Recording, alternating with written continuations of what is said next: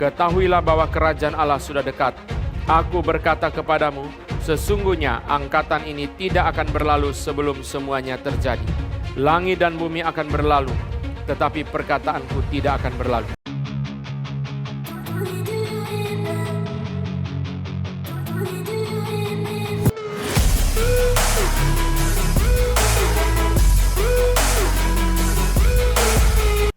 Shalom sahabat Ephata Kebenaran. Senang sekali bisa bertemu kembali dengan sahabat di channel ini. Saya berterima kasih karena sahabat sudah mampir dan mengikuti channel ini sampai hari ini. Saya berdoa kiranya Tuhanlah yang membalas dan memberkati kita semua. Channel Ephata Kebenaran membahas khusus tentang tanda akhir zaman atau peristiwa-peristiwa yang akan terjadi di akhir zaman. Dalam bahasa teologianya adalah eskatologi. Kita akan belajar tentang akhir zaman dari berbagai sumber. Bapa di sorga, kami siap dibekali oleh kebenaran firman tentang nubuatan, tentang tanda-tanda akhir zaman, hal-hal yang akan terjadi di masa depan. Berikanlah kami kemampuan agar kami dapat mengerti rencana Tuhan atas kehidupan kami dan dunia ini. Ajar kami Tuhan agar kami mempersiapkan diri menghadapi hari-hari yang akan datang ini. Kami siap diberkati oleh hamba-Mu ini. Berkatilah hamba-Mu ini, berkati pemberitaan firman Tuhan, berkati kami semua. Demi nama Yesus. Amin. Mari kita meneruskan eksposisi akhir zaman dari Lukas 21 ayat yang ke-29 sampai dengan ke-33. Lukas 21 ayat yang ke-29 sampai dengan 33. Mari kita buka suara membaca kelima ayat ini bersama-sama.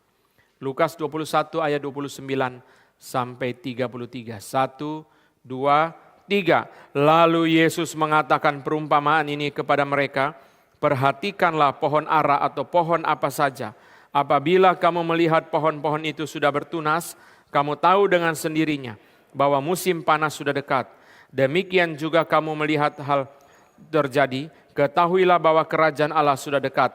Aku berkata kepadamu, sesungguhnya angkatan ini tidak akan berlalu sebelum semuanya terjadi. Langit dan bumi akan berlalu, tetapi perkataanku tidak akan berlalu. Mari kita hafal ayat 33. 1, 2, 3. Langit dan bumi akan berlalu, tetapi perkataanku tidak akan berlalu. Sekali lagi, langit dan bumi akan berlalu, tetapi perkataanku tidak akan berlalu. Kita hafal dari ayatnya. Lukas 21 ayat 33. 1, 2, 3. Lukas 21 ayat 33. Langit dan bumi akan berlalu, tetapi perkataanku tidak akan berlalu. Sekali lagi, Lukas 21 ayat 33. Langit dan bumi akan berlalu, tetapi perkataanku tidak akan berlalu. Tuhan Yesus memberikan perumpamaan yang pendek dan gampang sekali kita mengerti. Lihatlah pohon ara. Pohon apa saja. Waktu sudah mulai bertunas, berarti musim panas sudah dekat. Pada bulan November, Desember, Januari, musim dingin, setelah musim gugur, pohon-pohon itu gundul. Habis daunnya gugur, sehingga kita merasakan suasana yang sangat kurang enak. Musim dingin adalah musim selain salju, sisanya kurang nyaman. Cuaca yang dingin, pemandangan yang kurang bagus, hanya salju. Salju adalah sampah terindah sepanjang sejarah. Ya. Karena sampah tidak dipakai kan, dibuang kan. Karena ada orang kumpulin salju kan tidak ada. Salju adalah sampah yang terindah di dalam sepanjang sejarah hidup manusia. Maka musim dingin orang dah suka. Musim gugur masih banyak orang senang. Kalau saudara pernah tahu namanya golden fall.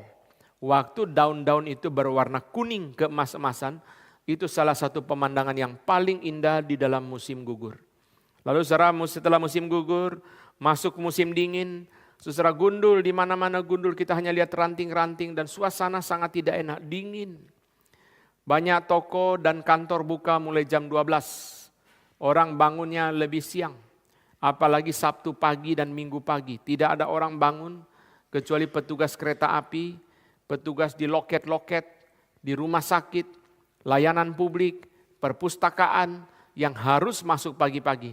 Sisanya kebanyakan orang tidak mau bangun pagi-pagi. Nanti jam 12, jam 1 barangkali baru beraktivitas di luar rumah. Lalu setelah bulan Januari lewat, masuk bulan Februari, saudara sekalian bulan Maret, kita sudah mulai menantikan datangnya musim semi. Satu tempat yang kita sering lewat, kita lihat rumputnya kering, kita lihat tidak ada bunga, lalu sudah mulai keluar satu. Wah, hati kita bersuka cita. Sekarang mulai datangnya musim semi. Musim semi adalah musim yang paling indah. Dan Tuhan Yesus menjalani kehidupan dengan sangat kontras. Yesus lahir di musim dingin, mati di musim semi.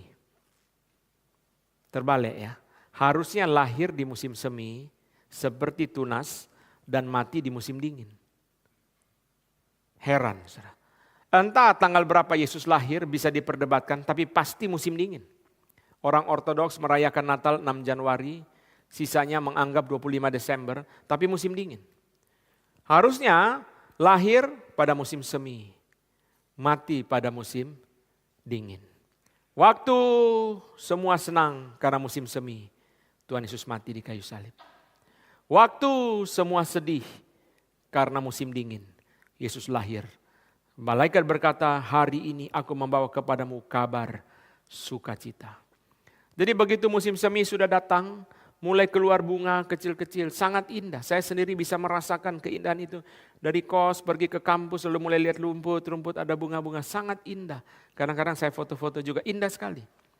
Tuhan Yesus berkata, waktu mulai muncul tunas, kamu tahu bahwa musim panas sudah dekat.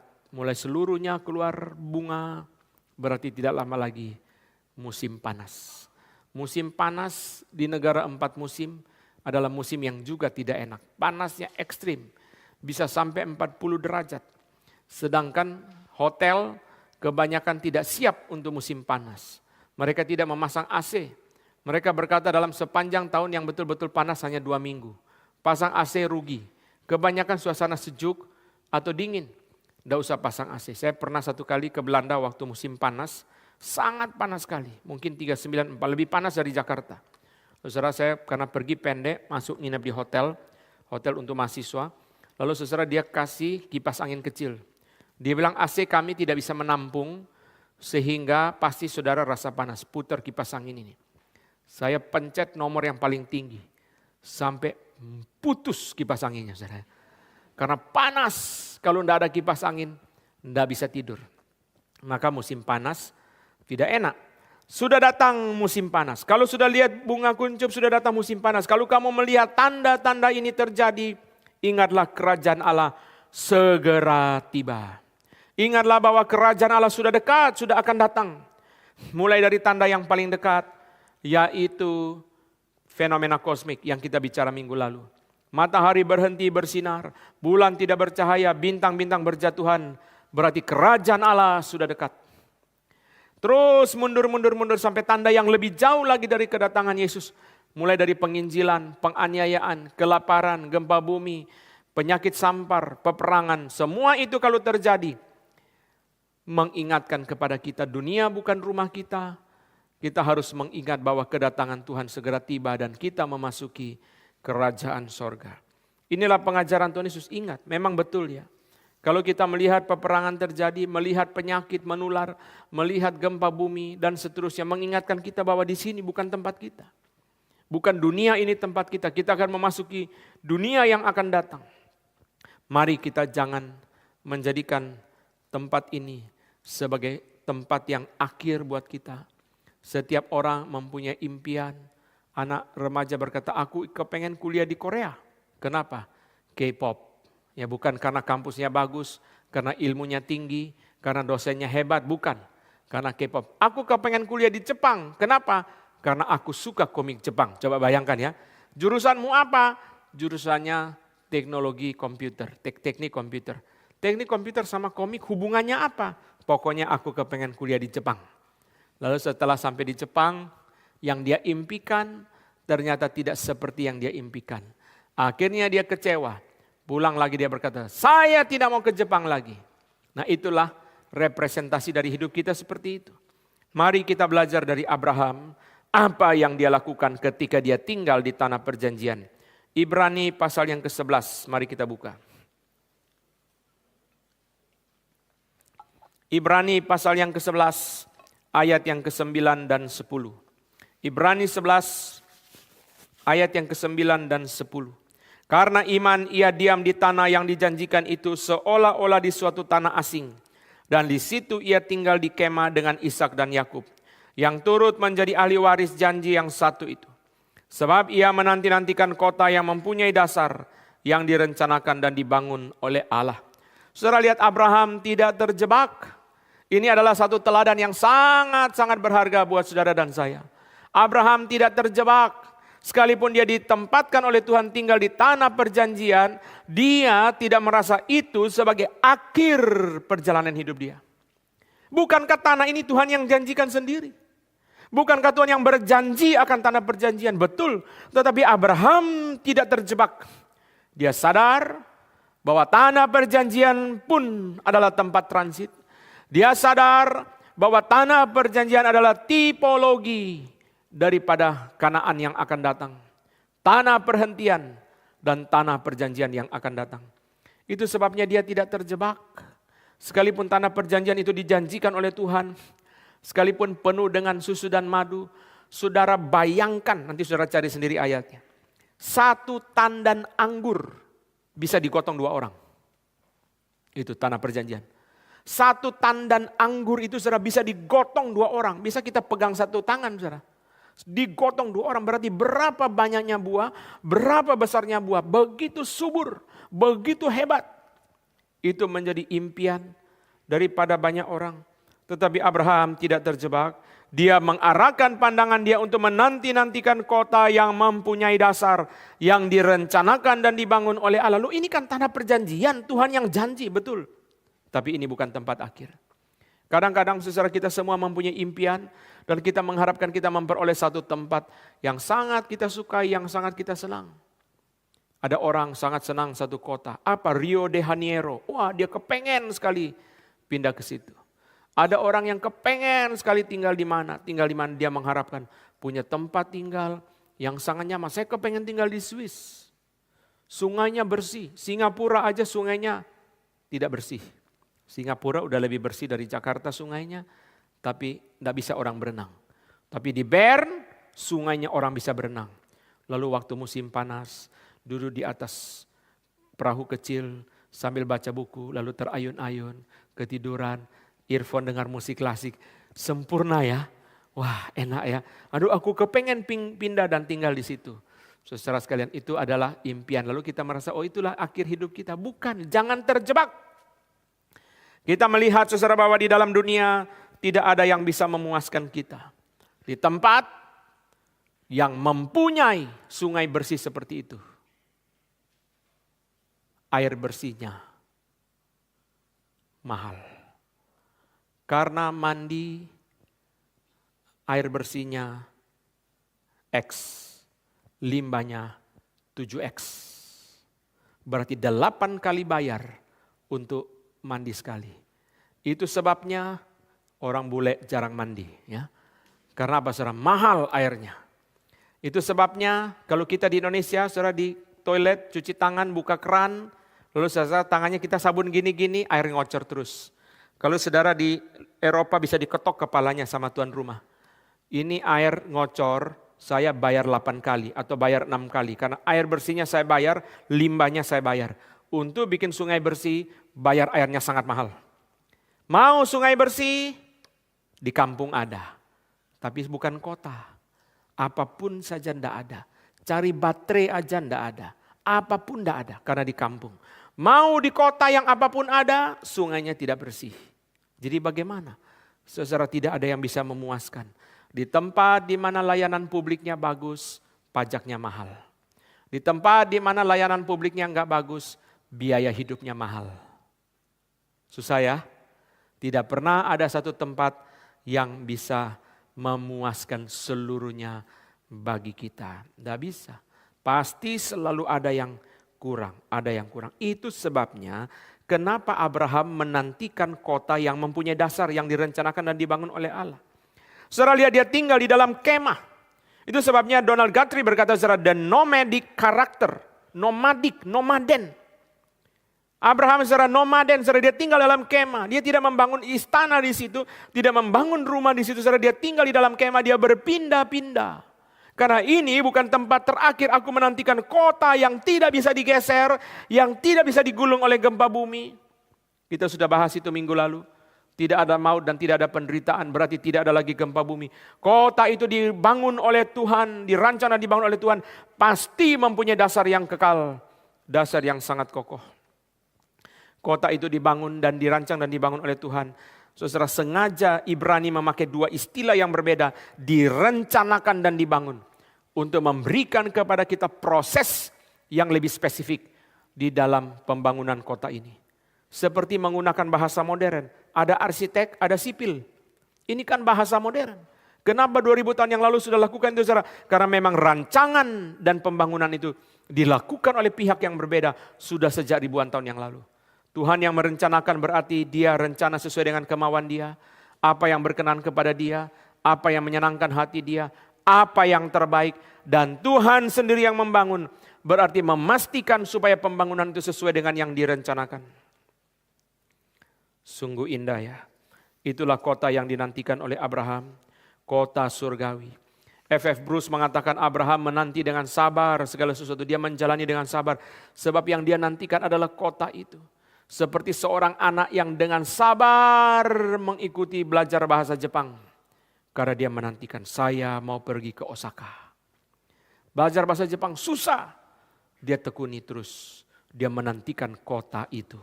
Dia menantikan kota itu sebabnya dia belajar bahasa Prancis. Itu sulit ya, dia belajar sekali. Orang Prancis kalau hitung 80, bukan 80, 40 kali 2. Saudara, rumit bahasanya, saudara. Tetapi orang rela tekun belajar sampai bisa. Karena dia menantikan, dia mau pergi ke kota apa. Abraham dengan sabar menantikan, dia akan pergi ke kota, dia sabar mengikuti proses yang Tuhan pimpin kepada dia. Karena dia akan pergi ke kota yang indah. Matthew Henry memberikan gambaran itu saudara dengan sangat indah. Ini adalah gambaran tentang sorga. Sebuah kota, masyarakat yang teratur, didirikan dengan baik, dipertahankan dengan baik, diperlengkapi dengan baik. Kota yang memiliki fondasi, tujuannya tidak dapat diubah. Kekuasaan Allah yang maha kuasa, jasa dari Tuhan Yesus, janji yang abadi, kemurnian, kesempurnaan, dan seterusnya. Masyarakat yang teratur. Tidak ada kejahatan, tidak ada penderitaan, itulah kota. Kita di dalam kota, saudara perhatikan, crime itu di mana? Di kota. Di kota, saudara. Di desa bukan tidak ada kejahatan, ada. Tetapi saudara sekali di dalam kota, saudara lebih banyak lagi kejahatan. Di desa orang sungkan, kenapa? Semua kenal. Pencopet kenal yang dicopet, saudara. Maka sungkan dia, saudara. Di kota, saudara pergi ke pasar Tanah Abang, saudara nggak dikenal. Saudara pergi ke pasar Senen, saudara nggak dikenal. Orang naik bus dari Pulau Gadung ke pasar Tanah Abang, banyak copet. Dia copet, saudara sekalian. Wah, orang ketakutan karena pencopet banyak, saudara. Lalu saudara pencopet itu naik dari terminal Pulau Gadung atau Kampung Rambutan ke pasar Tanah Abang. Dia tahu orang mau belanja di pasar Tanah Abang, pasti banyak uang. Dia copet. Akhirnya berhasil mencopet 6 orang di dalam bus itu. Sebelum dia turun di Tanah Abang, pencopet yang lebih jago lagi naik mencopet yang mencopet, saudara. Dia yang ngumpulin, gua yang rapel, ya. Jadi saudara, pencopet yang terakhir dia copet semua yang sudah dicopet oleh pencopet yang bergerilya itu. Oh, itu seperti biasa kalau kita naik bus. Saya tidak tahu sekarang karena sudah lama tidak naik bus. Tapi saudara sekalian, kita bisa melihat itu di mana. Oh, kita berpikir di Jakarta banyak copet. Kita mau pergi ke Paris, lebih banyak lagi copetnya, saudara. Wah, ternyata di sini pasar Senen juga ya. Banyak copet juga. Jadi saudara sekalian, akhirnya saudara kita merasa kecewa. Kok bisa begini ya? Di penipuan, saudara sekalian, dan orang jahat itu, crime itu ada di mana? Di kota. Di kota sorgawi itu. Tidak ada kejahatan, tidak ada penderitaan, tidak ada orang yang merasa ditipu, diperas. Tidak ada. Saudara, itu adalah kota yang dinantikan oleh Abraham. Kota yang dirancang dan dibangun oleh Allah. Kota yang indah. Di dalam dunia ini, saudara, orang selalu berbicara tentang the most livable city. Baru-baru ini berapa hari lalu diumumkan the most livable city, kota yang paling layak dihuni, yaitu nomor 1 adalah Vienna. Ada 10 kota biasanya, saya lupa yang lain, Melbourne, Sydney, Toronto, mungkin Vancouver. Saya tidak tahu yang lain-lain lagi, saudara. Kota yang paling nyaman, air bersih, airnya drinkable. Di kita air tidak drinkable, airnya drinkable. Oh, airnya bisa diminum langsung dari keran. Saudara sekalian, oh kota sangat enak ditinggal, hidup biaya tidak mahal. Dan saudara, orang kalau breakdown biaya itu menjadi banyak aspek. Housing, meals, transportation, itu macam-macam saudara. Dimensinya sangat banyak. Semua diperhitungkan, disimpulkan dari segala aspek. Disimpulkan Vienna adalah kota yang paling layak ditinggali. Memang sangat indah. Kalau kita pergi ke Vienna, kita melihat setiap bangunan seperti well crafted. Carefully crafted, seperti didesain yang begitu indah satu persatu. Bukan hanya gereja, gedung konser, parliament house, city hall. Tetapi setiap bangunan seperti begitu indah. Begitu indah, kotanya bersih, nyaman, hotel tidak mahal, saudara sangat indah. Dibandingkan Paris yang crowded, sampah di mana-mana, dan sudah pasti copet juga di mana-mana. Di tempat wisata ada pencopet, di kereta api ada pencopet, di mana-mana saja. Itu baru di Paris, di Amsterdam, di Milan, di kota-kota turis terutama. Itu sebabnya setiap kali kita pergi ke sana, diingatkan, be careful, pickpocket. Ya. Tukang copet itu saudara ada di mana-mana. Saudara sekalian, kota-kota di dalam dunia ini orang berbicara tentang the most livable city. Orang ingin tinggal di tempat yang sangat indah, sangat nyaman. Orang berbicara lagi yang kedua adalah the most beautiful city. Kota yang sangat indah, pemandangannya sangat indah. Setiap hari sangat indah. Amsterdam itu saudara mempunyai 165 kanal, itu sungai-sungai itu saudara, dengan ribuan jembatan dan rumah-rumah yang dibangun sejak abad 14, abad 16 sudah dibangun saudara di rumah-rumah itu. Sehingga rumah-rumah yang di tengah kota, circle paling dalam dari Amsterdam itu masuk sebagai World Heritage yang tidak bisa diubah. Di satu spot ada satu rumah kayu yang didirikan sekitar 1200-an saudara, masih ada sampai sekarang, menjadi World Heritage. Oh, kota yang sangat indah, baik bangunannya, pemandangannya. Orang biasa berbicara tentang kota yang memiliki 3 hal. Gunung, laut, kota. Kalau 3 ini gabung jadi satu, seperti Hong Kong, sangat indah. Rio de Janeiro, sangat indah. Seserah ada resort yang dibangun di atas gunung, bisa melihat gunung, bisa melihat kota. Sangat-sangat indah. Atau kota yang tidak ada pantai, tetapi ada sungai seperti Swan River yang ada di kota Perth. Kalau kita naik di atas gunung, lalu lihat seluruh kota, ada sungai, saudara sangat indah kota seperti itu. Itu menjadi impian San Francisco ya, laut, sungai, gunung, kota, saudara kita melihat di situ seperti satu pemandangan yang sangat indah. The most beautiful city, the most livable city, the cheapest city, Buenos Aires adalah salah satu ibu kota yang paling murah di dunia, yaitu ibu kota dari negara Argentina dengan boulevard yang besar sekali membelah kota. Kira-kira mungkin kalau saya tidak salah, mungkin 15 lajur atau 20 lajur, 10-10. Besar sekali membelah tengah kota Buenos Aires. Saudara sekalian, banyak orang berbicara. Tetapi saudara sekalian, kota-kota itu tidak mungkin seluruhnya memuaskan manusia. Sampai dengan kota sorgawi yang dirancang dan dibangun oleh Tuhan sendiri. Kapankah manusia pertama kali membangun kota? Mari kita lihat Kejadian pasal yang keempat. Inilah pertama kali manusia membangun kota. Pertama kali manusia membangun kota adalah dicatat di dalam Kejadian 4 ayat yang ke-17. Kain bersetubuh dengan istrinya dan mengandunglah perempuan itu lalu melahirkan Henok. Kemudian Kain mendirikan suatu kota dan dinamainya kota itu Henok menurut nama anaknya. Dari sini saja kita membaca sudah rasa tidak enak. Karena Kain yang mendirikan kota pertama kali sendirinya adalah orang berdosa. Yang dikutuk oleh Tuhan. Lalu Kain mendirikan kota ini dan dia beri nama anaknya. Berarti dia persembahkan kota ini untuk anaknya. Dimulai untuk orang berdosa, dipersembahkan untuk orang berdosa. Dirancang oleh orang berdosa, dibangun oleh orang berdosa dan dipersembahkan untuk orang berdosa. Sangat terbalik dengan kota yang dinantikan oleh Abraham. Kota yang dirancang dan dibangun oleh Tuhan sendiri. Victor Hamilton mengatakan bahwa Kain mendirikan satu kota sebagai bentuk perlawanan kepada Tuhan. Di dalam perspektif dari teologi reform, kita berkata sekalipun Kain sudah jatuh dalam dosa, Tuhan masih memberi kepada dia anugerah umum untuk mendirikan satu kota. Tetapi Victor Hamilton berkata kalau kita perhatikan dengan teliti Kejadian pasal yang keempat, kita akan menemukan Kain membangun kota ini sebagai bentuk perlawanan kepada Tuhan. Tuhan mengutuki Kain, Tuhan berkata kepada dia, terkutuklah engkau, terbuang jauh dari tanah yang mengangangkan mulutnya. Apabila engkau mengusahakan tanah itu, maka tanah itu tidak akan memberikan hasil sepenuhnya lagi kepadamu. Engkau akan menjadi seorang pelarian dan pengembara di bumi.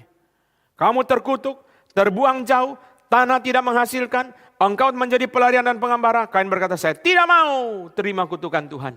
Saya mau mendirikan kota. Kamu menjadi pengembara berarti apa? Nomaden. Berarti kamu keliling sana sini, pindah sana pindah sini, tinggal sana tinggal sini. Kain tidak mau. Saya mau dirikan satu kota.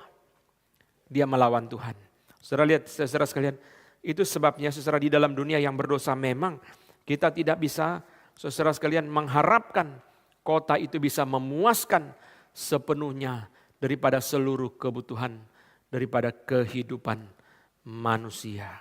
Kota yang sudah lama hebat, seperti New York, sulit diperbaiki.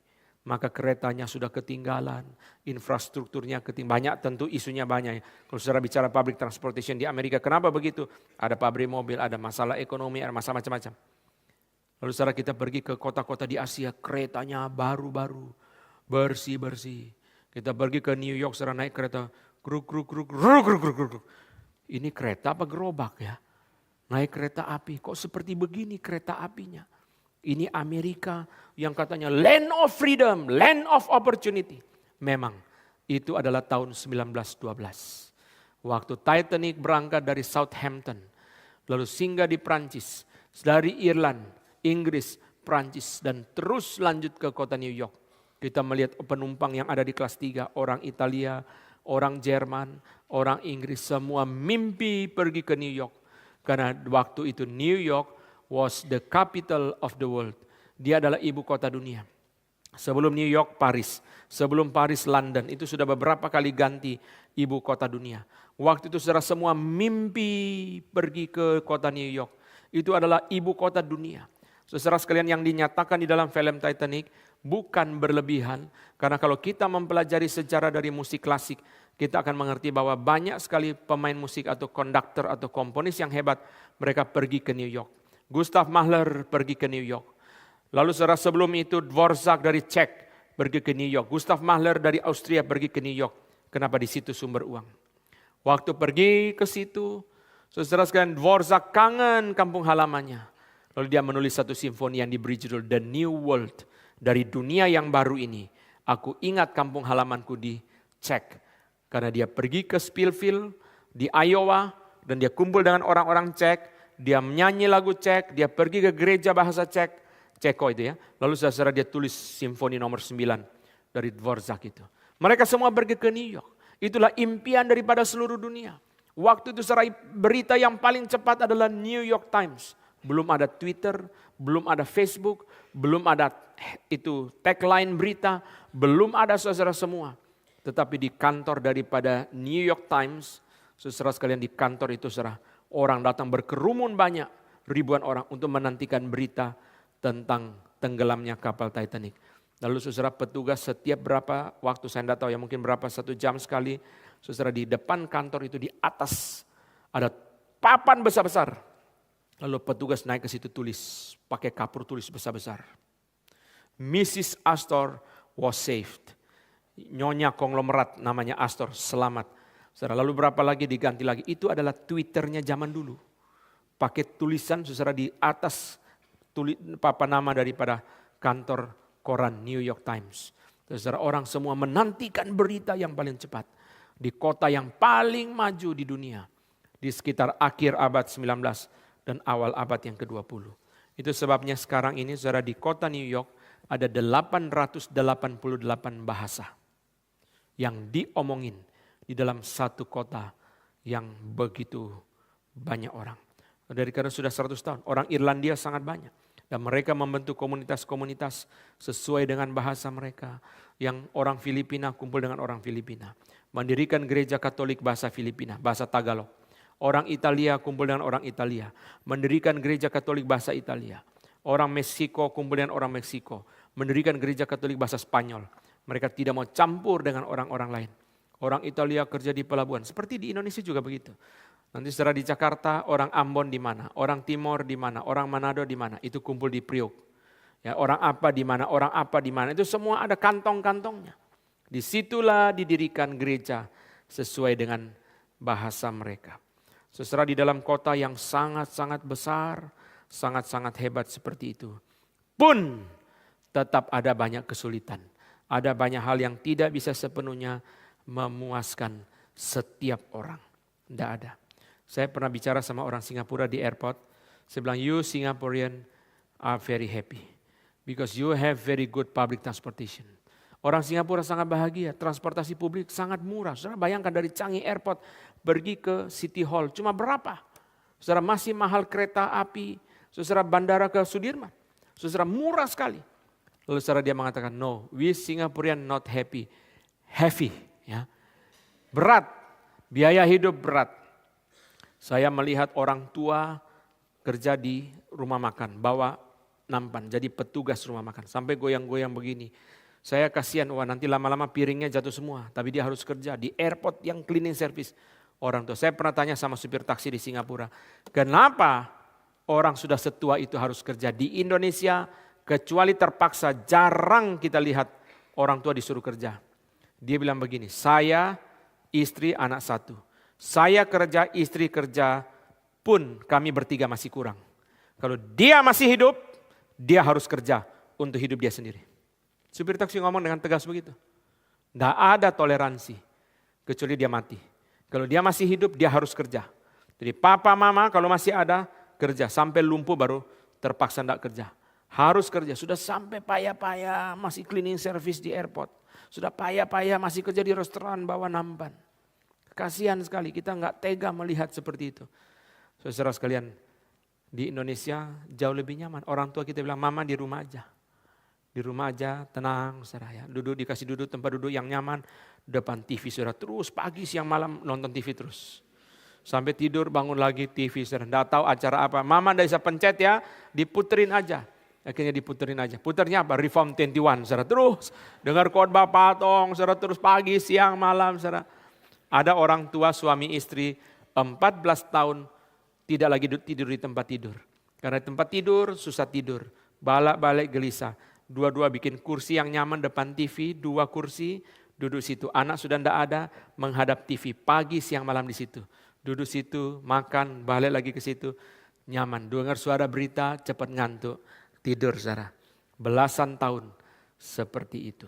Saudara sekalian, Victor Hamilton mengatakan Kain membangun kota sebagai bentuk perlawanan kepada Tuhan. Dia melakukan itu.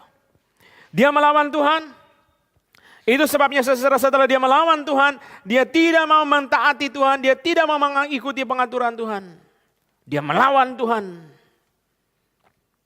Jadi orang berbuat dosa kemudian kepengen melawan pengaturan Tuhan. Saudara sekalian, Abraham tidak, dia menantikan kota yang akan datang. Itulah pengharapan dari orang percaya. Jadi kita jangan pernah waktu memakamkan orang berkata, inilah tempat peristirahatan yang terakhir. Bukan. Kuburan bukan tempat peristirahatan yang terakhir, karena kuburan ini pun dia akan dibangkitkan. Menggunakan tubuh kemuliaan dan masuk ke dalam langit dan bumi yang baru. Mari kita kembali kepada Lukas 21, kita lihat bagian yang kedua. Tadi bagian yang pertama, hati yang menantikan kerajaan Allah. Bagian yang kedua, saudara, Tuhan Yesus berkata, perkataan Tuhan tidak akan berlalu. Langit dan bumi akan berlalu, silakan. Tapi perkataan Tuhan pasti tergenapi. Yang Tuhan nubuatkan tentang akhir zaman pasti terjadi. Buktinya ayat 32 berkata, sesungguhnya angkatan ini tidak akan berlalu sebelum semuanya terjadi.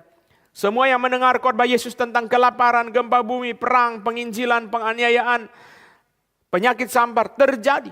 Sebelum tahun 70, semua orang yang mendengarkan khotbah sudah mengalami hal-hal ini. Kelaparan, gempa bumi, penyakit sampar dan sebagainya. Datangnya Mesias palsu pun sudah muncul. Semua nubuat itu sudah digenapi sebelum kedatangan Yesus yang kedua. Sebelum tahun 70 bahkan. Itu hanya membuktikan bahwa perkataan Yesus tidak bisa berlalu. Perkataan Tuhan Yesus pasti tergenapi. Langit dan bumi boleh tidak ada. Tapi perkataan Tuhan itu adalah terus ada. Itulah pegangan kita. Kalau kita mencari pegangan, kita mencari pegangan yang firm. Tetapi kalau perkataan Tuhan sendiri tidak bisa dipegang, lalu perkataan siapa yang kita bisa pegang? Di dalam dunia tidak ada orang yang kita bisa seluruhnya pegang omongan dia. Kita pegang omongan dia, dia sangat setia memegang omongan dia. Tapi sebelum dia menggenapkan omongan dia, sudah meninggal. Loh kok bisa? Dia janji, oh iya betul, dia tidak ingkar janji. Cuma belum tiba kepada penggenapan janji itu, dia sudah dipanggil Tuhan. Jadi bagaimana? Saudara, ini adalah perkataan Tuhan Yesus sendiri. Langit dan bumi berlalu, langit dan bumi boleh ada, boleh tidak ada. Perkataan Tuhan harus ada. Jangan pegang langit dan bumi. Kota diruntuhkan, bait Allah diruntuhkan. Jangan berpegang kepada langit dan bumi. Langit dan bumi akan berlalu. Perkataan Tuhan tidak akan berlalu. Itu yang harus kita pegang. Itulah jaminan yang sangat kokoh. Saudara sekalian, mari kita lihat satu kesimpulan yang sangat penting di dalam Mazmur 119. Mazmur 119 ayat yang ke-160. Mari kita lihat Mazmur 119 ayat yang ke-160. Mari kita baca bersama-sama 2 kali ayat ini. Mazmur 119 ayat yang ke-160. 1, 2, 3. Dasar firman-Mu adalah kebenaran, dan segala hukum-hukum-Mu yang adil adalah untuk selama-lamanya. Bukan dasar ya. Semua firman-Mu adalah kebenaran. Semua hukum-Mu yang adil adalah kekal. Itu terjemahan yang lebih tepat. All your words are true. All your righteous laws are eternal. Semua firman-Mu kebenaran. Semua hukum-Mu itu kekal. Benar dan kekal. Firman Tuhan, janji Tuhan, perintah Tuhan, pengajaran Tuhan, nasihat Tuhan, benar dan kekal. Itu yang kita harapkan. Yang kita pegang itu kebenaran. Yang kita pegang itu kekal. Kalau dia betul-betul pegang janji. Tapi yang dia pegang janji itu adalah ketidakbenaran. Kita juga tidak mau. Buat apa saudara sekalian? Orang susah payah memperjuangkan untuk bisa beli tiket Coldplay. Ya. Saudara masuk ke ruang tunggu 500.000 waiting list. Wah, tidak bisa. Akhirnya menyerah. Cari di internet, ada orang jual, langsung beli. Lalu sudah beli, bawa pergi ke Stadion Bung Karno. Sampai di situ petugas bilang palsu itu tiketnya. Wah, sekarang mau beli yang asli sudah tidak ada. Harus pulang, sudah ngantri, macet, cari parkir sulit. Akhirnya saudara sekalian ternyata tiketnya palsu. Berarti saya pegang tidak benar. Bukan saja tidak kekal, tidak benar. Bayangkan kekecewaan yang dirasakan oleh orang yang memegang tiket yang palsu itu.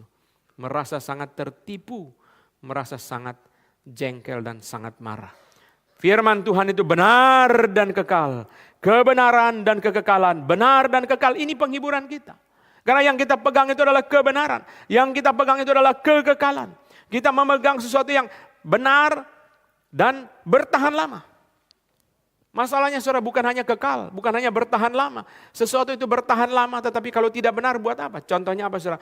Kita punya sepatu yang sangat kuat, tidak gampang sobek, bertahan lama. Puji Tuhan ya, sepatunya sangat kuat, sangat kokoh, tidak gampang sobek, kena batu, kena kayu, kena air aman. Kita senang, puji Tuhan. Sepatu ini pakai bertahun-tahun dosa ganti, sangat tenang. Tapi tidak bisa tenang sepenuhnya. Karena sepatu itu ternyata sepatu curian. Berarti bukan hanya bertahan lama, tapi juga benar. Benar dan bertahan lama. Benar dan kekal. Inilah dua. Firman Tuhan benar dan kekal. Tuhan Yesus berkata, perkataanku itu tidak akan berlalu. Langit dan bumi boleh berlalu. Apa saja dalam dunia ini boleh berlalu. Kita lihat secara zaman Tuhan Yesus saja. Kekaisaran Romawi sudah tidak ada. Jangankan saja kekaisaran Romawi, kerajaan Italia yang muncul ribuan tahun setelah kekaisaran Romawi pun sekarang sudah tidak ada. Kerajaan Italia sudah tidak ada. Dulu ada kerajaan Italia, sudah tidak ada. Setelah kita lihat saudara sekalian, banyak hal yang ada di dalam zaman Yesus pun tidak ada. Kota Pompei yang sudah tinggal reruntuhan, kota Efesus yang sudah tinggal reruntuhan dan banyak hal yang lain yang kita bisa bicarakan. Tidak ada yang bisa bertahan, langit dan bumi tidak bertahan. Tidak terus menerus ada. Di Jakarta kalau kita menonton film Jakarta tahun 41, kita melihat ada tram. Tram di Hayam Wuruk, tram di tengah kota, di Glodok ada tram. Saudara. Tapi sekarang sudah tidak ada. Di kota Malang ada tram. Wah, sangat indah. Belanda langsung membangun public transportation. Sebelum tram menggunakan mesin, saudara, Belanda sudah pakai kereta dengan rel tapi ditarik oleh kuda. Karena kereta itu adalah the best public transportation ever. Tidak bisa lawan, khususnya di dalam kota yang padat, penyelesaiannya adalah kereta. Bus paling banyak 60, 80 orang. Kereta, MRT seperti Singapura ribuan. Maka di Amsterdam tram sudah ada sejak masih ditarik kuda. Pakai rel, dibikin rel, masukkan kereta di situ, ditarik oleh kuda. Saudara bayangkan sudah ribuan tahun. Belanda terapkan itu di Indonesia. Bikin tram sehingga bisa menjadi baik. Setelah ganti pemerintah sudah tidak ada. Jadi saudara ada banyak hal yang sudah tidak ada. Dulu ada gate, saya lupa posisinya di mana ya. Ada satu gate yang sudah tidak ada lagi. Dulu patung orang menari yang di Harmoni itu, saudara tahu pernah hilang. Dan akhirnya ditemukan kembali. Ternyata itu adalah barang antik yang sangat mahal. Dicuri oleh orang, kemudian ditemukan dipasang. Tapi yang dipasang adalah duplikatnya, bukan yang asli dari yang zaman Belanda. Itu saudara sekalian ada banyak hal yang tidak terus menerus ada. Tidak bertahan, langit dan bumi akan lenyap. Kota yang tidak mempunyai dasar. Dasarnya tidak kekal, dirancang, dibangun oleh Tuhan itu sebabnya dasarnya kekal. Tetapi langit dan bumi akan berlalu. Tetapi firman Tuhan terus kekal sampai selama-lamanya. Ini pegangan kerohanian kita. Firman Tuhan benar dan kekal. Dua sifat ini sangat penting, bukan hanya kekal, tetapi juga benar. Bukan hanya benar, tetapi juga kekal. Benar, tapi tidak kekal, bagaimana? Kekal, tapi tidak benar, bagaimana? Kita tidak mau dua-duanya. Salah satunya saja, harus dua-duanya ada. Benar dan kekal. Puji Tuhan, kita bersyukur, kita diberikan kesempatan oleh Tuhan untuk mengenali firman Tuhan yang benar dan kekal. Itu sebabnya kita berharap kepada firman Tuhan. Firman Tuhan benar dan kekal karena Tuhan sendiri benar dan kekal.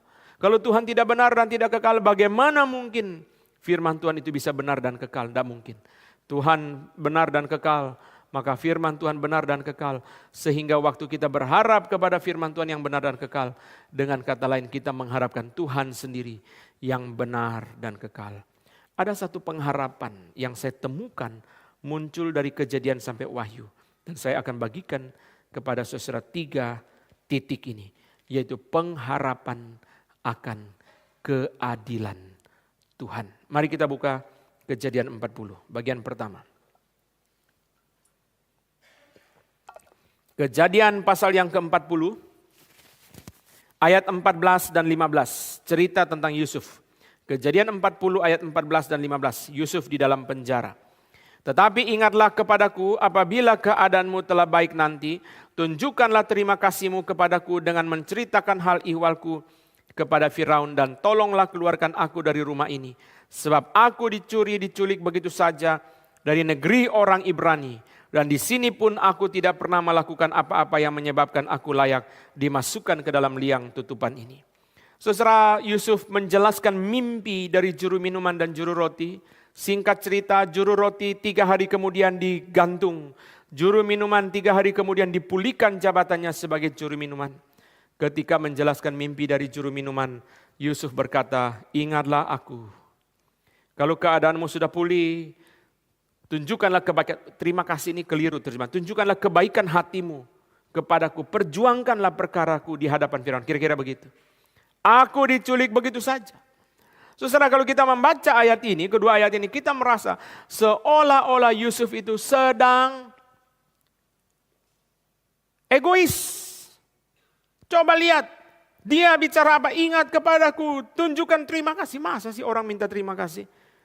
Ceritalah hal ikhwalku, supaya aku dibebaskan. Kok aku. Terus, saudara, kesan pertama kita adalah Yusuf adalah seorang yang egois.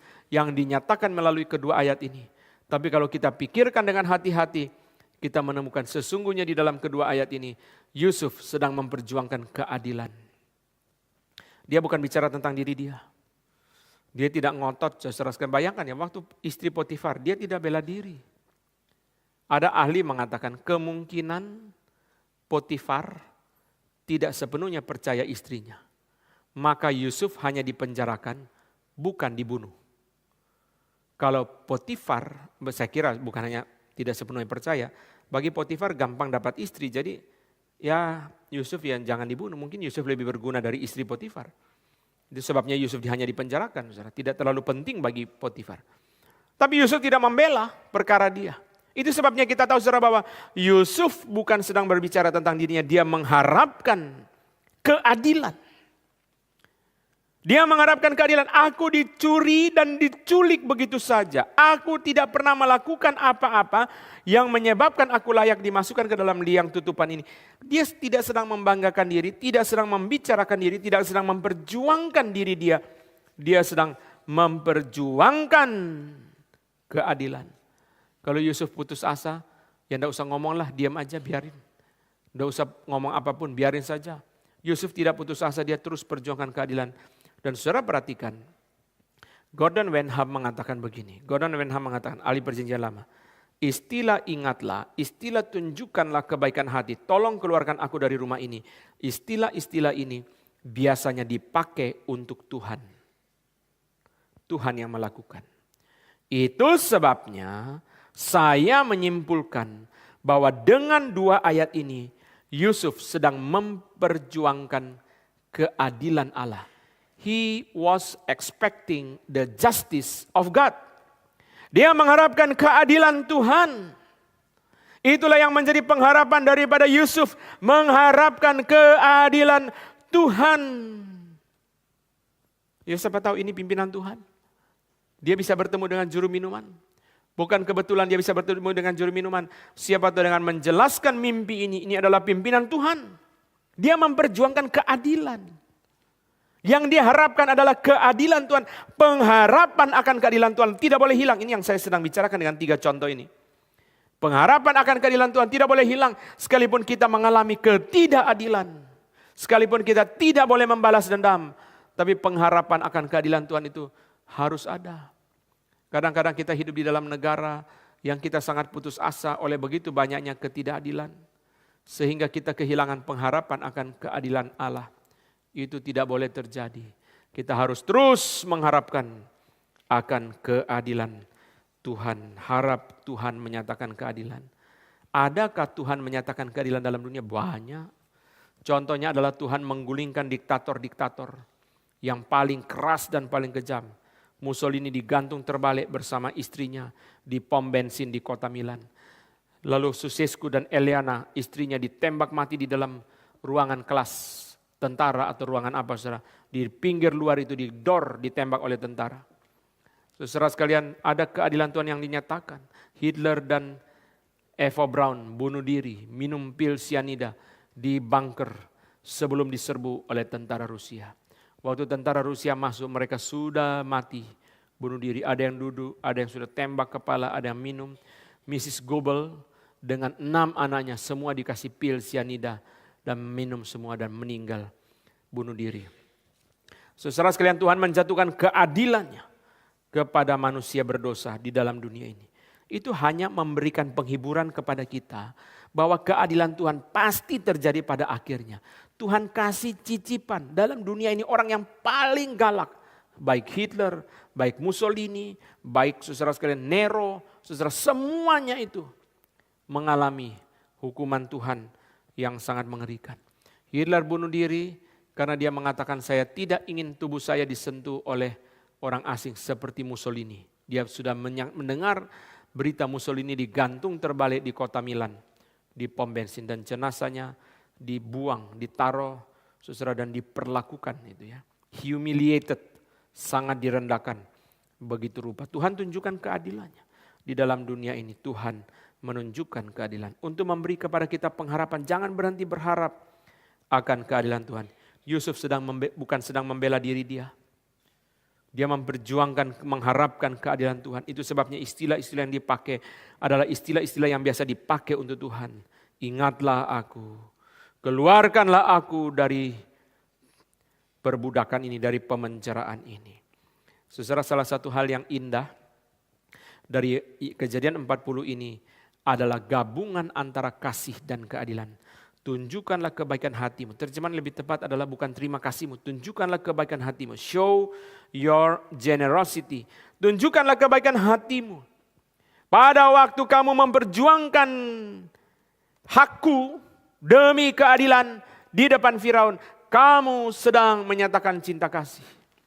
Biasanya keadilan dan kasih tidak bertemu. Kita sulit mempertemukan keadilan dan kasih.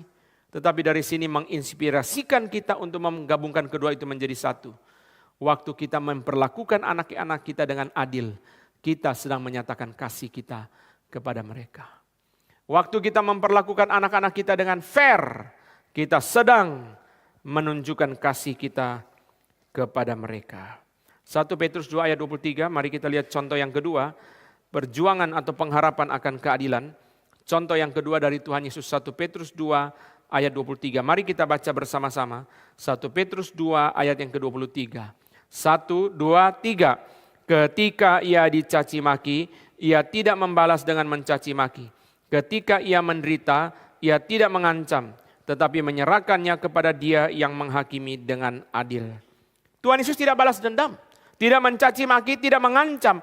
Saudara, tidak membalas dendam tidak sama dengan tidak mempunyai pengharapan akan keadilan. Yesus tetap berharap akan keadilan, menyerahkan kepada Bapa yang akan menghakimi dengan adil.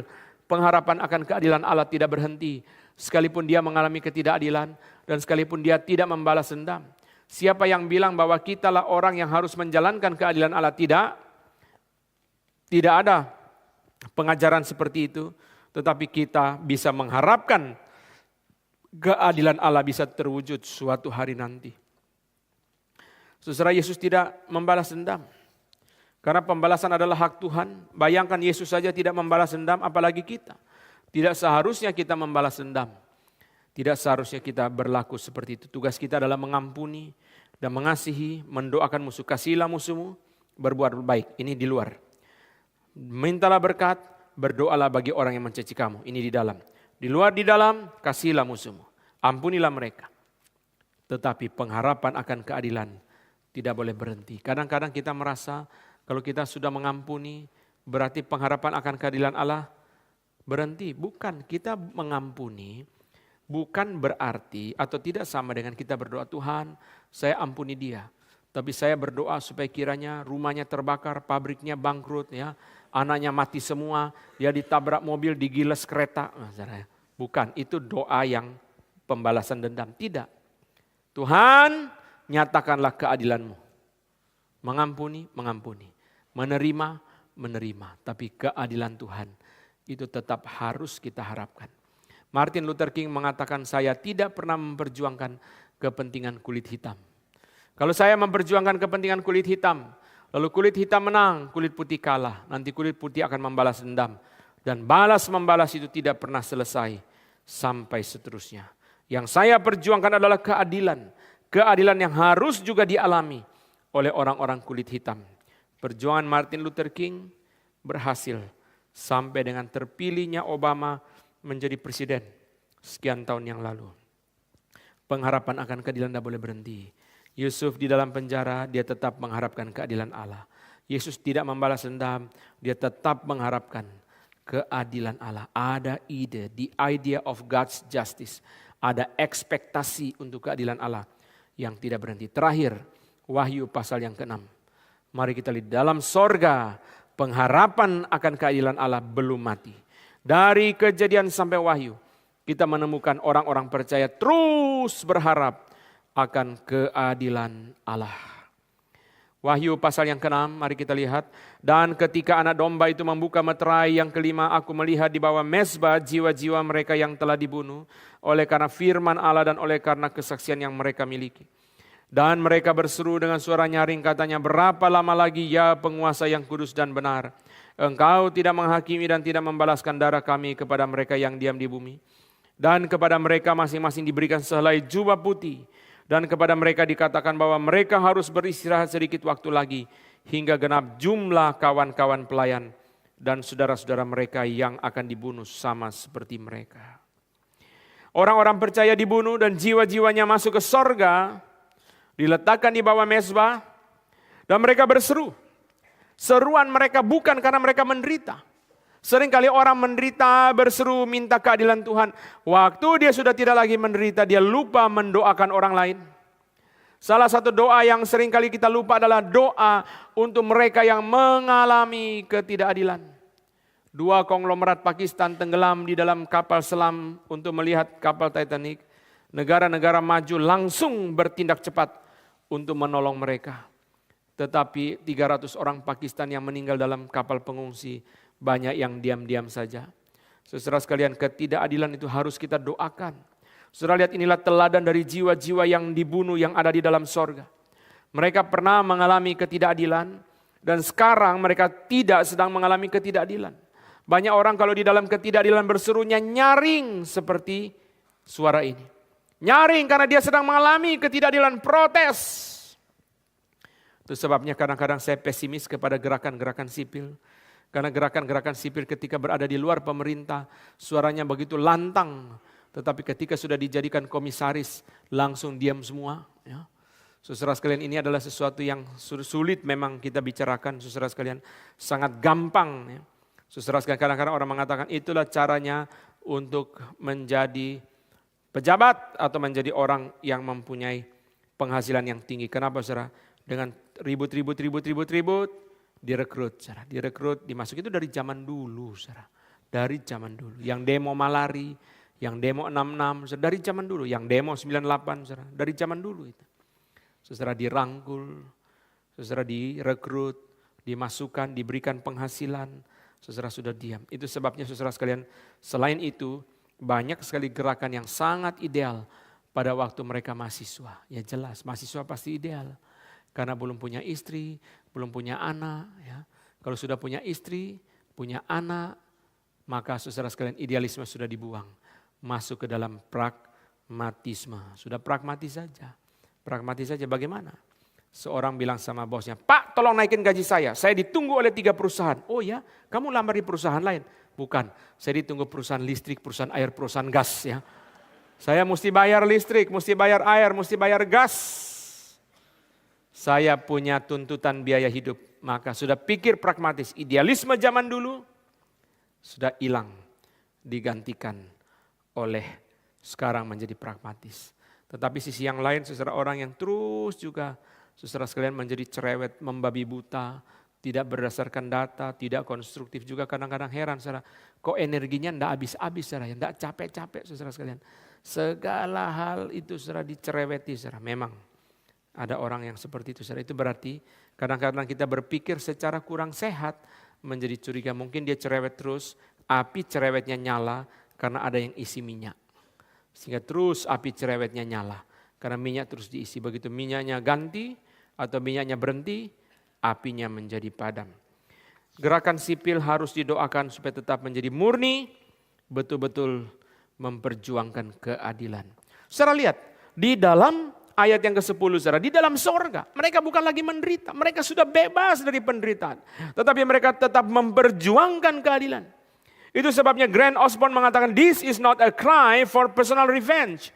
Ini bukan seruan untuk balas dendam bagi diri. This is a cry for public justice. Ini adalah seruan untuk keadilan publik. Ya penguasa yang kudus dan benar, Engkau tidak menghakimi dan membalaskan darah kami kepada mereka yang diam di bumi. Berapa lama lagi Tuhan? Istilah penguasa di dalam bahasa Yunani adalah despotes. Despotik itu biasanya dipakai untuk penguasa yang kejam dan jahat, saudara. Despotic power itu Nero, Hitler. Despotic government, despotic system, despotic apalagi, despotic state. Tapi heran, di dalam sorga jiwa-jiwa memakai istilah despotes. Artinya apa? Tuhan juga bisa keras, Tuhan juga bisa menindas, Tuhan juga bisa hantam, Tuhan juga bisa tangan besi. Mazmur 2 mengatakan Yesus diberi kekuasaan untuk memukul tanah liat dengan linggis. Bayangkan ya, periuk tanah liat dipukul dengan besi yang berat, hancur lebur. Tuhan juga bisa. Tapi bedanya, despotik itu despotic power di dalam dunia, jahat, kejam. Di sini dibilang penguasa yang kudus dan benar. Saudara lihat istilah ini bagus sekali ya. Kekuasaan digabungkan dengan kekudusan dan kebenaran. Ini adalah ide yang sangat hebat sekali. Penguasa yang kudus dan benar. Berapa lama lagi engkau tidak menghakimi? Berarti mereka sudah yakin. Mereka sudah yakin akan keadilan Allah pasti ada, cuma tunggu waktu. Yang mereka tanya adalah berapa lama? Mereka sudah yakin ada keadilan Tuhan. Tuhan bilang nanti tunggu belum waktunya, berarti akan waktunya tiba. Coba saudara bayangkan, Hitler memerintah selama 22 tahun. Dari tahun 33, kalau saya tidak salah sampai tahun 45. Orde Baru 32 tahun. Saudara sekalian, Mubarak 32 tahun di Tunisia, di mana-mana saudara. Berapa tahun? Begitu kejam. Idi Amin di Uganda hanya 8 tahun memerintah saudara. Begitu banyak orang Uganda yang mati di dalam masa kekejaman dia. Ada akhir? Ada. Pasti ada akhir. Karena dia bukan raja di atas segala raja. Karena dia bukan Tuhan di atas segala Tuhan. Pasti ada akhirnya. Pasti ada. Suatu hari nanti. Kapan? Itu waktu Tuhan. Tuhan bilang tunggu ya. Karena jatah penderitaan untuk orang percaya belum cukup. Yang menderita belum genap, jumlahnya belum genap. Tunggu sampai waktu Tuhan tiba akan diakhiri. Karena dia adalah penguasa yang kudus dan benar. Mereka mengharapkan keadilan Tuhan. Pengharapan akan keadilan Tuhan saudara, bukan hanya kita sekarang Indonesia tidak ada despotic power. Kita tidak hidup di dalam negara yang pemerintahnya diktator, lalu kita mulai lupa berdoa bagi keadilan. Ini bahaya. Mungkin ada juga ketidakadilan di dalam negara kita, pasti ada. Pasti masih ada. Tetapi kita harus berdoa terus, Tuhan, di negara lain ada ketidakadilan yang lebih hebat lagi. Yang kita harus doakan, yang kita harus perhatikan dan kita harus harapkan keadilan Tuhan bisa nyata kepada mereka. Seperti juga waktu Indonesia dibawa ke rejim Orde Baru, orang di negara lain juga mendoakan kita supaya boleh berakhir. Saudara sekalian, apa yang dialami oleh Afghanistan itu sangat tidak mudah. Karena baru ada di bawah kekuasaan Amerika 20 tahun. Kemudian kembali lagi kepada Taliban. Itu saudara sangat menakutkan. Apa yang terjadi di Filipina setelah 30 tahun keluarga Marcos kembali lagi. Rakyat Filipina sedang menanti apakah akan terjadi seperti Ferdinand Marcos yang tiba-tiba mengubah undang-undang dasar konstitusi menjadi martial law. 2 tahun kalau saya tidak salah sebelum dia berakhir periode kedua. Dia ubah sehingga dia mau menjadi presiden seumur hidup. Saudara, dan akhirnya dengan people power yang dipimpin oleh Uskup Agung Kardinal Sin menggulingkan Presiden Marcos. Tetapi keluarga Marcos selama 30 tahun dengan tekun melakukan sesuatu yang namanya historical distortionism. Historical distortionism itu apa? Mereka pakai YouTube dan Facebook mencuci otak anak-anak muda di Filipina. Karena anak muda di Filipina tidak mengalami masa Marcos. Yang mengalami masa Marcos adalah orang-orang tua. Sebagian sudah mati, sebagian sudah tua, sebagian sudah tidak bisa coblos. Anak-anak remaja yang mainannya Facebook, orang tua tidak main Facebook. Anak-anak remaja yang mainannya TikTok, YouTube, Short. Melalui secara terus menerus tekun. Mereka mengubah cerita, namanya historical distortionism. Mereka rubah narasi. Marcos pahlawan, dia yang membawa Filipina pada masa kejayaan dan seterusnya dan sebagainya. Cuci otak itu berhasil 30 tahun. Di dalam ketekunan, Bongbong bisa menjadi teladan dengan tekun terus berjuang. Sampai dia kembali lagi ke Istana Malacanang setelah 30 tahun. Saudara sekalian, waktu Marcos digulingkan tahun 86, melarikan diri ke Hawaii. Itu kemenangan besar bagi rakyat Filipina. Dan harga yang diberikan atau hadiah yang diberikan untuk harga atas matinya Benigno Aquino adalah di dalam rumah dia 2 presiden. 1 istri, 1 anak. Menjadi presiden dalam rumah, 1 rumah. 2 presiden. Itu tidak banyak, saudara. Biasanya papa sama anak. Ini saudara, papanya mati, istri dan anak bisa 2 menjadi presiden. Itu adalah hadiah bagi darah Marcos yang tertumpah di bandara yang diberi nama kepada dia sekarang, Ninoy Aquino International Airport di kota Manila. Saudara sekalian, setelah 30 tahun, sekarang rakyat Filipina menanti apa yang akan terjadi. Saudara sekalian, apapun saja bisa terjadi, perubahan bisa terjadi. Mungkinkah Indonesia jatuh ke dalam negara yang dipimpin oleh teroris? Mungkin. Mungkinkah Indonesia jatuh ke dalam negara yang dipimpin oleh radikal? Mungkin. Mungkinkah Indonesia jatuh dalam tangan orang yang diktator, yang keras, despotik yang memimpin? Mungkin. Dalam situasi apapun, pengharapan kita akan keadilan Allah tidak boleh berhenti. Mari kita bangkit berdiri, kita masuk ke dalam doa. Terima kasih sahabat sudah mendengarkan khotbah tentang akhir zaman. Saya yakin dan percaya kita semakin bertambah hikmat dan bertambah referensi tentang akhir zaman.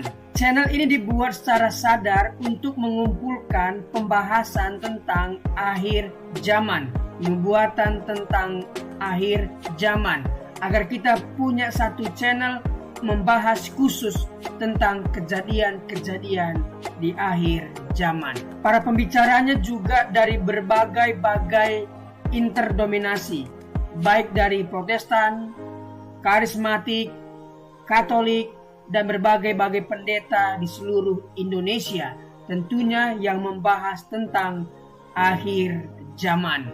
Semoga channel ini memberkati kita semua. Firman Tuhan mengatakan Matius 13 ayat 39, musuh yang menabur benih lalang ialah iblis. Waktu menuai ialah akhir zaman, dan para penuai itu malaikat.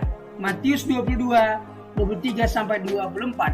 Pada waktu itu, jika orang berkata kepadamu, lihat, Mesias ada di sini, atau Mesias ada di sana, jangan kamu percaya, sebab Mesias palsu dan nabi-nabi palsu akan muncul, dan mereka akan mengadakan tanda-tanda yang dahsyat dan mujizat-mujizat, sehingga sekiranya mungkin mereka menyesatkan orang-orang pilihan juga.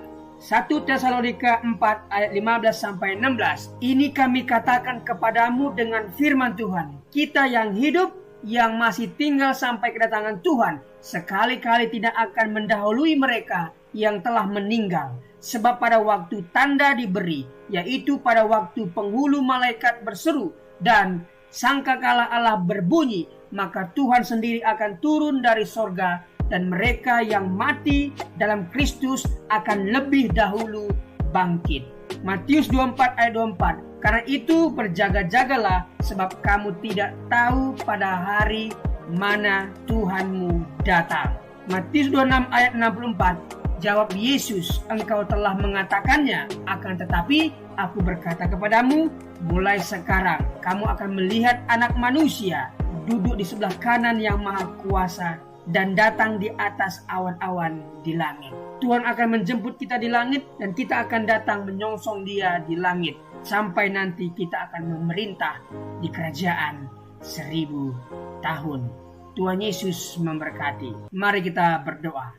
Tuhan, terima kasih buat pemaparan firman Tuhan tentang akhir zaman yang disampaikan oleh hamba-Mu yang luar biasa ini. Berkatilah hamba-Mu ini, pelayanan, keluarga, setiap pekerjaan yang dia kerjakan dibuat Tuhan berhasil dan beruntung. Kami yang mendengarkan firman ini berterima kasih Tuhan, karena kami semakin bijaksana menambah referensi baru tentang akhir zaman. Apa yang harus kami lakukan menjelang akhir zaman, tentunya harus mendekatkan diri, melekat dengan Tuhan, sehingga ketika waktu itu tiba, kami diangkat dan bersama-sama dengan Tuhan di langit dan akan memerintah di kerajaan 1000 tahun nantinya. Terima kasih Tuhan, demi nama Yesus. Amin.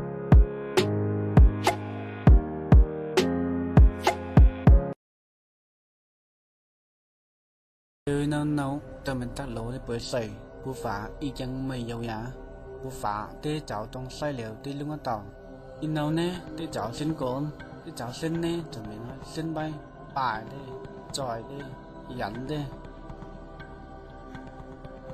coi à mày tu xin nào muốn tới liệt xa tán tê nè cháu ngạo mày mòn chùi bù phá ao tê đọc liền nó tê cháu khai sĩ sẽ coi cha xin nào mà bài đi bây giờ cho mình trả xin nêu bên ngoài với bài sa tan nhà bù phá cho mình không hay nào因vậy mình đi luôn tàu thằng này bây giờ đi tập sa tan và trả xin vào cái ông bù phá bay cho bên bàn ăn bay tối lầu càng thì pay mà thằng pay mặt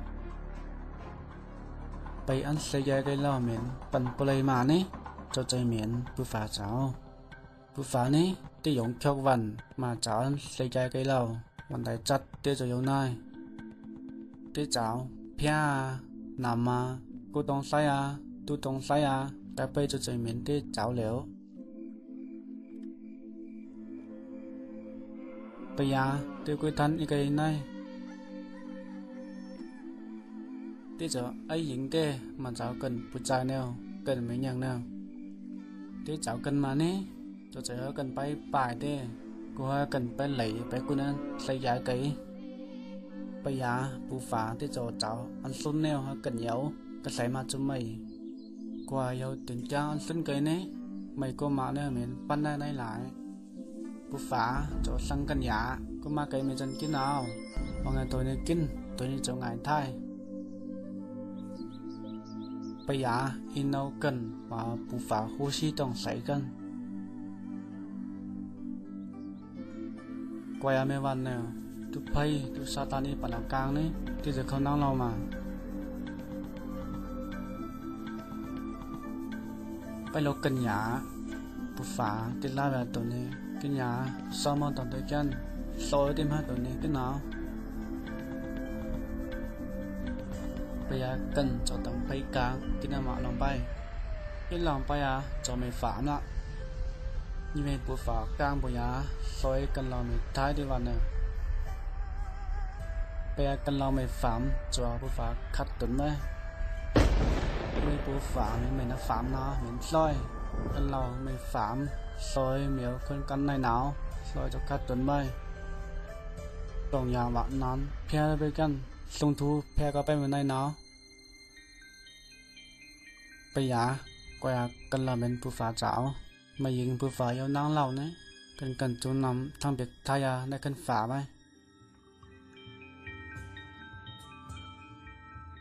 ซอยกันเราอย่างย้อนเลยกาได้เปิดใส่หาอะไรกันจูไปหันนั้นจะใส่จังไปป่ายเหมียวมาไปจ่อยต้องใส่là ai tộc liền cho có phầnไปหัดต้องเปียกในกันปูฝาไปก็อย่ามาใจกันเหล่าหัดไปเลยหัดจนมันในกันนั่งฝาลักไปหนาวปูฝาว่ากันเราต้องหลงว่าน้ำไปกันเมียวคนกันในหนาวก็อย่าปูฝานี้ที่ยันใจหันนิ้นกันยังไงกันเราเหมือนไอ้หญิงได้มาเจ้าเปียได้จะให้อีหลอกตกเตเยซูร้อนเสียใจมาเจ้าฝามกันเราbây giờ ý cái cần lâu cho mày ngày ngủ nhìn vậy Giêsu lâu mà hát khá lỗi cần lâu Giêsu vậy liệu nó cháu phạm cần lâu cho ngài thái yêu xì xì cha ní ông lúc thế mà sao phạm cần lâu bay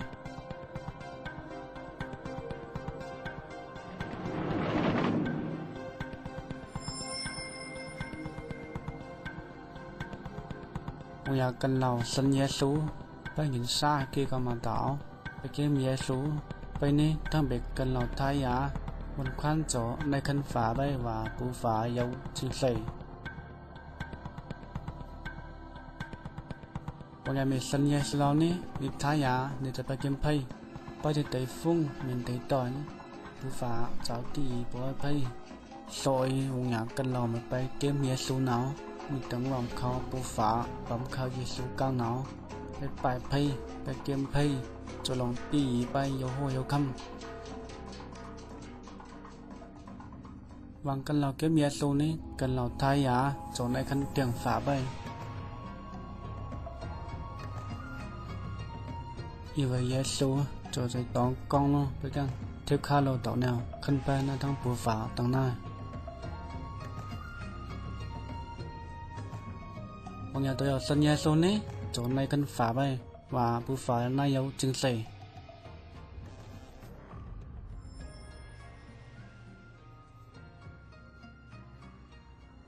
Terima kasih sudah melihat video pendek tentang rencana Allah untuk kehidupan manusia. Sejak dari awal Tuhan menciptakan Adam dan Hawa. Dia juga sudah merencanakan akan keselamatan manusia melalui pengorbanan anaknya yang tunggal.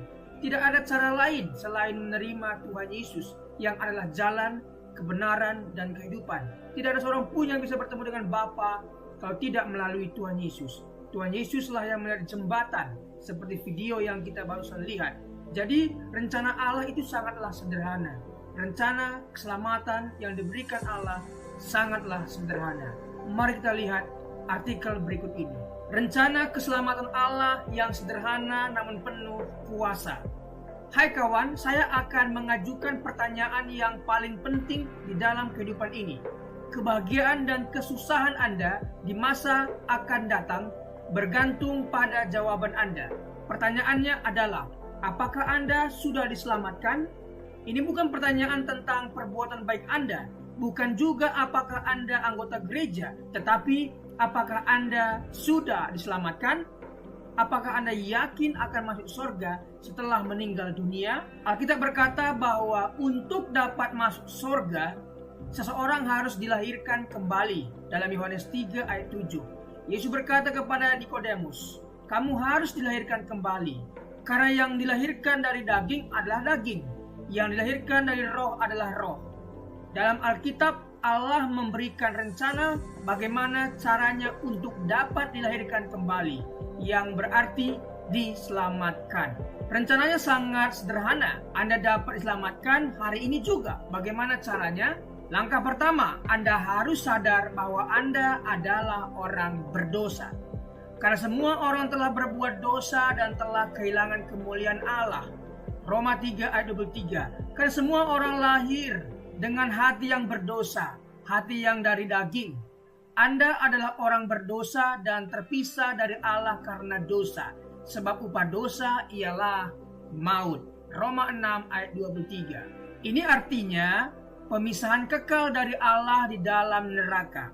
Manusia ditetapkan untuk mati hanya satu kali saja, dan sesudah itu dihakimi. Ibrani 9 ayat 27. Tetapi Allah sangat mengasihi Anda. Dia telah memberikan anaknya yang tunggal, Yesus, untuk menanggung dosa Anda dan mati untuk Anda. Dia, Yesus, yang tidak mengenal dosa, telah dibuatnya menjadi dosa karena kita, supaya di dalam Dia kita dibenarkan oleh Allah. 2 Korintus 5 ayat 21. Yesus harus meneteskan darahnya dan mati karena nyawa makhluk ada di dalam darahnya. Imamat 17 ayat 11. Tanpa penumpahan darah tidak ada pengampunan. Ibrani 9 ayat 22. Akan tetapi Allah menunjukkan kasih-Nya kepada kita oleh karena Kristus telah mati untuk kita ketika kita masih berdosa. Roma 5 ayat 8. Meskipun kita tidak dapat mengerti bagaimana caranya, Allah berkata bahwa dosa-dosa setiap orang yang percaya kepadanya telah dibebankan kepada Yesus dan Ia mati untuk kita. Dia dijadikan pengganti kita. Ini adalah kebenaran. Allah tidak dapat berbohong, kawanku. Sekarang Allah memberikan kepada manusia bahwa di mana-mana semua mereka harus bertobat. Kisah Para Rasul 17 ayat 30. Langkah kedua adalah pertobatan. Pertobatan ini adalah sunat hati. Kalau di perjanjian lama Tuhan minta Abraham, Kejadian 17, dan semua keturunannya disunat sebagai tanda perjanjian yang kekal. Makna rohaninya adalah dalam perjanjian baru Tuhan Yesus memperkenalkan tujuan dari sunat jasmani adalah sunat hati, yaitu secara rohani. Sunat jasmani dilakukan sebagai upaya memurnikan diri dan dari aspek medis dapat menghindari sejumlah sakit penyakit. Sunat hati secara rohani memurnikan hidup kita dari dosa dan maut. Yeremia 4 ayat 4 berkata tentang sunat hati supaya terhindar dari murka Allah. Perbuatan-perbuatan yang jahat adalah kehidupan yang tidak takut akan Tuhan, tidak hidup mengasihi Dia dan tidak beribadah kepadanya. Sunat hati berarti bertobat dari kehidupan yang jahat dan menaati Tuhan. Mengatakan betapa baik, kuat dan dahsyat, adil dan kasih Tuhan hingga layak disembah oleh semua orang. Pertobatan harus disertai perbuatan. Cara berpikir di mana seseorang mengaku dan setuju bahwa ia orang berdosa di hadapan Allah dan mengaku serta menerima pengorbanan Yesus di kayu salib untuk setiap orang percaya. Dalam Kisah Rasul 16 ayat 30 sampai 31. Penjaga-penjaga Filipi bertanya kepada Paulus dan Silas, "Tuan-tuan, apakah yang harus aku perbuat supaya aku selamat?" Jawab mereka, "Percayalah kepada Tuhan Yesus Kristus dan engkau akan selamat." Percayalah kepadanya sebagai seorang yang telah menanggung dosa-dosa Anda dan mati mengganti Anda, dikuburkan dan dibangkitkan kembali oleh Allah. Kebangkitannya memastikan bahwa orang percaya dapat yakin akan kehidupan kekal. Sesaat Yesus diterima sebagai juru selamat, kebangkitannya memastikan bahwa orang percaya dapat yakin akan kehidupan kekal sesaat Yesus diterima sebagai juru selamat. Tetapi semua orang yang menerimanya diberinya kuasa supaya menjadi anak-anak Allah, yaitu mereka yang percaya dalam namanya. Yohanes 1 ayat 12. Sebab barang siapa yang berseru kepada nama Tuhan akan diselamatkan. Roma 10 ayat 13. Barang siapa dalam kutipan di atas termasuk Anda diselamatkan bukan berarti mungkin atau dapat, tetapi pasti diselamatkan. Tentu Anda sadar bahwa Anda seseorang berdosa. Saat ini juga, dimanapun Anda berada, bertobatlah, serahkanlah hatimu kepada Allah dalam doa pengakuan dosa dan pertobatan yang sungguh-sungguh. Dalam Lukas 18 ayat 13, seorang yang berdosa berdoa, "Ya Allah, kasihanilah aku orang berdosa ini." Berdoalah, "Ya Allah, aku tahu bahwa aku adalah orang berdosa. Aku percaya bahwa Yesus telah menggantikan aku waktu dia mati di kayu salib. Aku percaya bahwa penumpahan darahnya, kematiannya, penguburannya, dan kebangkitannya adalah untuk aku. Sekarang aku menerimanya sebagai juru selamatku. Terima kasih atas pengampunan dosa-dosaku, pemberian keselamatan dan kehidupan yang kekal karena rahmat dan anugerah-Mu. Amin." Terimalah firman Allah dan dapatkanlah keselamatan daripadanya dengan iman, percaya, maka Anda akan diselamatkan.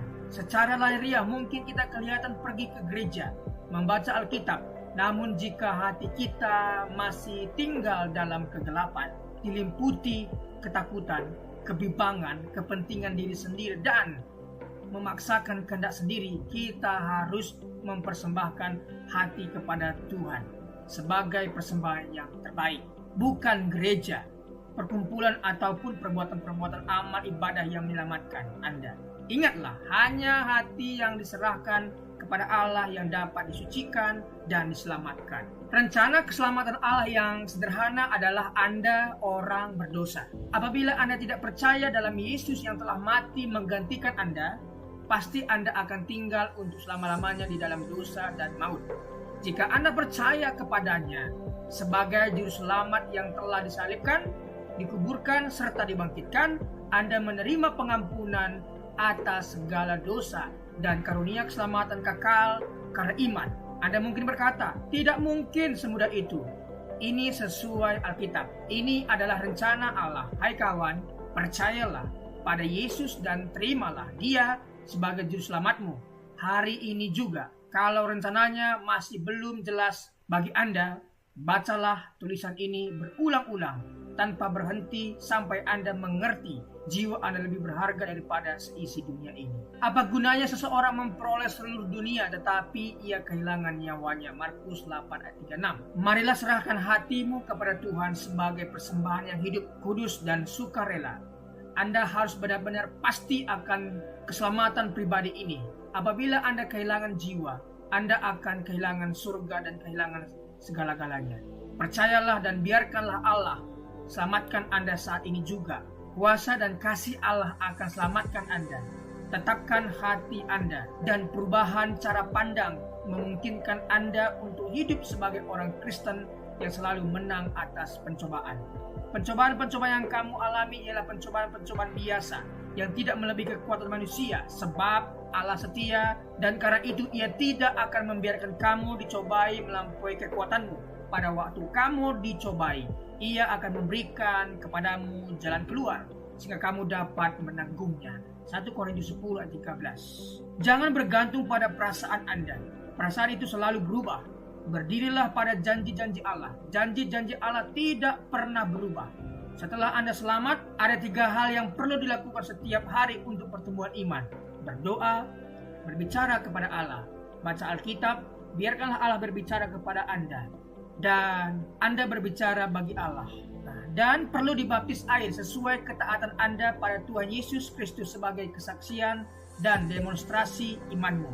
Dan kemudian bergabung secepatnya dengan gereja yang mengajarkan Alkitab sebagai firman Allah.